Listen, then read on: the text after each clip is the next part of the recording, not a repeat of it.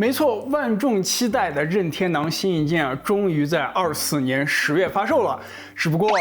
不是 Switch 2，而是一款智能闹钟 Nintendo Alarmo， 卖600多块啊，现在还卖断货了，需要抽签。现在哇，这也太离谱了吧！所以呢，在日常使用了这款闹铃啊半个月后，今天我就来跟大家聊聊啊，就是这玩意儿它到底有什么功能，又值不值600块钱呢？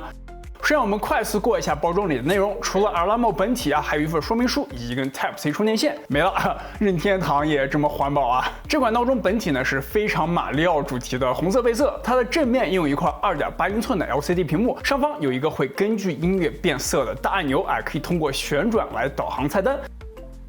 按下来确定或者关闭闹铃，以及2个小按钮啊，一个是返回键，一个是信息键，可以查看一些闹铃中的记录功能。另外呢，它是没有独立续航的，必须时刻插电才能够使用。不过内部呢倒是有一个小的备用电池，所以如果发生停电之类的情况啊，虽然本体无法使用，但是呢它依旧会在内部记忆中继续走时间，不至于等到来电时啊让你再重新设置。闹铃方面啊，它内置了5款任天堂 Switch 游戏主题，一共35首不同的 BGM。这些游戏啊包含超级马里奥奥德赛、塞尔达传说荒野之息、斯普拉顿3、皮克米4，以及最离谱的一个就是健身环大冒险。没错，真的有健身环大冒险。你知道，当我第一天用它的时候，我刚好随机到的歌曲就是健身环，伴随着来吧，选择技能吧，以及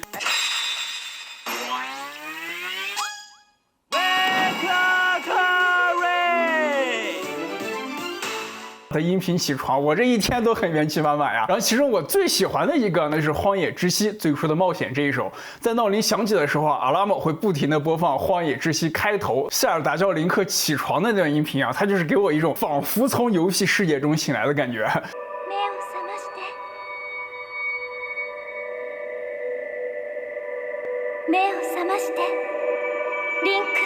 我塞尔达都叫我起床了，我能不起吗？是吧？好像我根本不是去上班当牛马，而是去挑战盖农，拯救公主，走上海拉鲁巅峰。另外一点很有意思的是啊，在这些 BGM 中穿插的一些角色台词是会根据你选择的闹钟语言而改变的。如果你闹钟的系统语言是中文，那么对于像《健身环大冒险》啊这款本身就内置中文语音的游戏，里面的台词呢也会变为中文。健身战斗的话，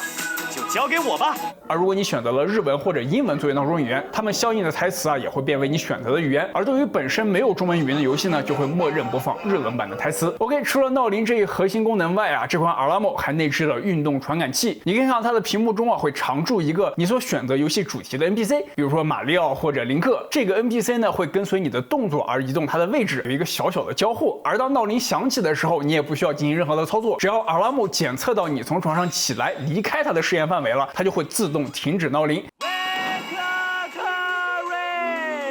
但是如果你在1个小时内啊又回到了床上，它也会随着继续响起，真的是一点懒觉都不给我睡。而如果你说，我就是不想起床，但是我想听一听游戏的 BGM 的话，也可以用手呢对着它的屏幕挥几下，它就会自动降低音量，让你能够欣赏一会儿音乐。但是呢，如果超过20分钟你还不起床的话，它就会出现 BOSS 战，比如说马里奥里的库巴或者塞尔达中的守护者，并且会伴随着更激烈的音乐啊，是真的挺智能。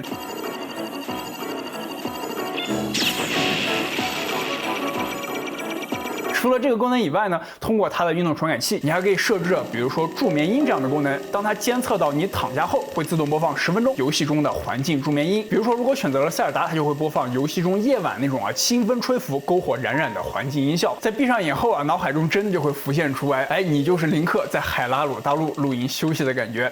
还有一个我比较喜欢的功能，就是它有一个内置的记录功能，会使用传感器来记录你每天在床上待着的时间。每天闹铃响起后啊，你花在起床时的时间，以及按照时间划分的夜晚床上活动记录，谁睡得久啊就一目了然。当然，以上所聊的这些功能的准确度呢，主要还是取决于你是否是一个人。如果床上有其他人在的话，它无论是起床检测还是运动记录那就都会是乱的，因为它是分辨不出谁的，大家都会被记录在一起。不过对于非单身的朋友来说呢，倒也不用担心啊，因为你是可以把运动检测功能关了使用的，只不过在关闭闹铃时呢，就需要手动的来按一下它上方的按钮来实现了。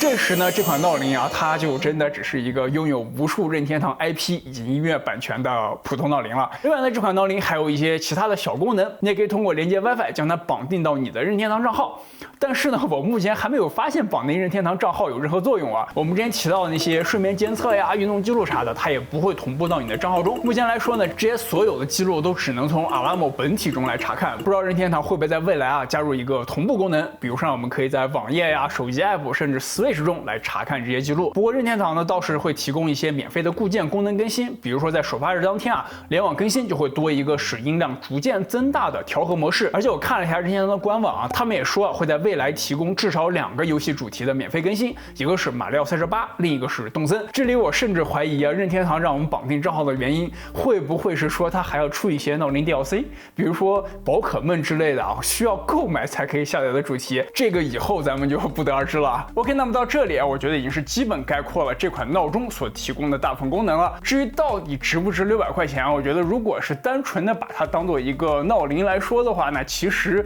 怎么样都不可能值吧。但如果大家把它当做一个任天堂的周边赋予一个 IP 价值的话，那么其实好像还可以啊。那么就交给大家自己去衡量了。OK， 那么今天的视频就到这里了，我是菠萝，我们下期视频再见，拜拜。